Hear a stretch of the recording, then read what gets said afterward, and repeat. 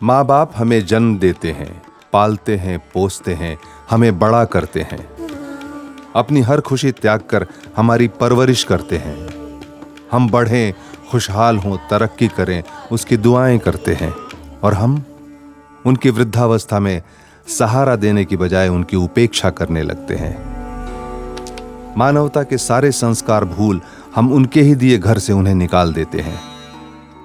आज इन्हीं बढ़ती उपेक्षाओं की वजह से बुजुर्ग माता पिता वृद्धाश्रमों में अपना जीवन व्यतीत कर रहे हैं। ऐसे बुजुर्गों को सहारा देता है विधिक सेवा प्राधिकरण, और जरूरत पड़ी तो न्यायालय से उनका अधिकार भी उन्हें दिलाता है। ये कहानी है पंचकुला में रह रहे फौजी ठाकुर नेगी सिंह जी की, जिन्होंने 1962 में चीन के खिलाफ युद्ध के दौरान सरहद पर अपना कर्तव्य निभाया, बहादुरी के साथ लड़े और अपनी कमाई से एक घर बनवाया, बेटे को पढ़ाया लिखाया, काबिल बनाया, और रिटायर होने के बाद अपनी वृद्धावस्था में उसी संतान द्वारा उपेक्षित होने की वजह से अपना बाकी का जीवन वृद्धाश्रम में बिता रहे हैं। हमको खाना नहीं दिया हमारी बहू ने, और लड़के ने उस पर कोई कदम नहीं उठाया। क्यों नहीं देते हैं? बहू ने 2 रोटी देनी, 1 कौली में सब्जी, 1 गिलास पानी, और थाली में लेकर के मेरे चारपाई के सामने ले आना, और दस्तखत करने के लिए एक कॉपी थी उसके हाथ में और पेन।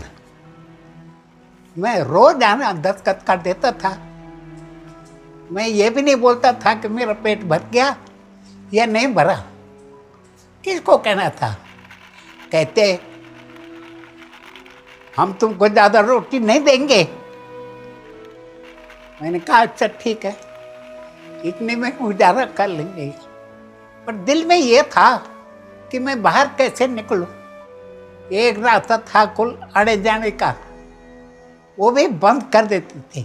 लैट्रिन लोटिन जाने के लिए भी बड़ा मुश्किल हो जाता था कि मैं कैसे बाहर निकलूं।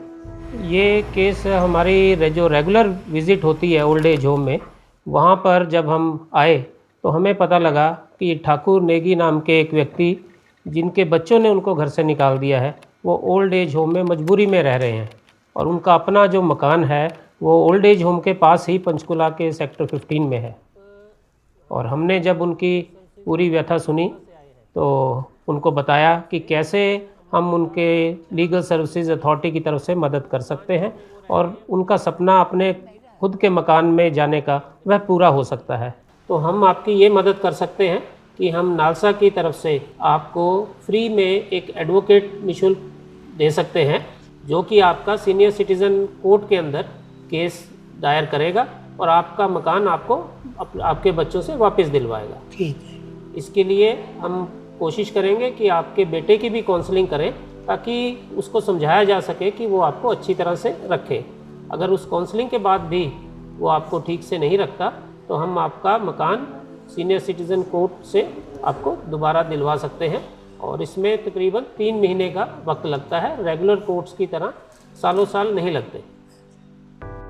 इस सामाजिक विकृति को दूर करने के लिए समय समय पर जिला विधिक सेवा प्राधिकरण के स्वयंसेवक और अधिकारी सीनियर सिटीजन्स के लिए कानूनी जागरूकता के कैंप चलाते हैं, और ऐसे सीनियर सिटीजन्स जिनको कानूनी सहायता की जरूरत हो उनको निःशुल्क कानूनी सहायता भी उपलब्ध कराते हैं और उनका हक भी दिलाते हैं। तो सीनियर सिटीजन एक्ट 2007 के अंतर्गत अगर आपने कोई प्रॉपर्टीज अपनी बच्चों को दे दी है, चाहे वो सेल डीड से, चाहे गिफ्ट कर दी हो या रिलिक्विशमेंट डीड से की हो, नेगी जी का मुकदमा चला और फैसला उनके हक में हुआ।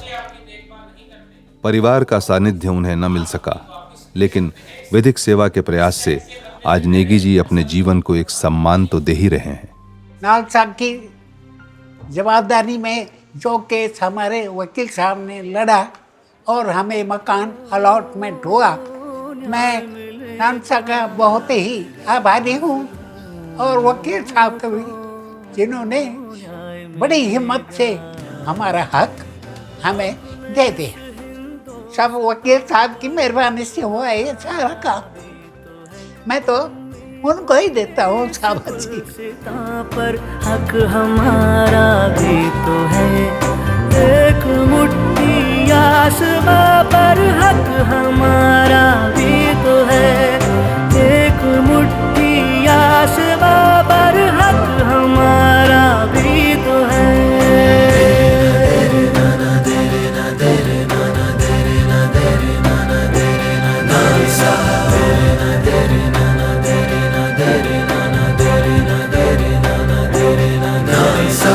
नालसा, न्याय सबके लिए।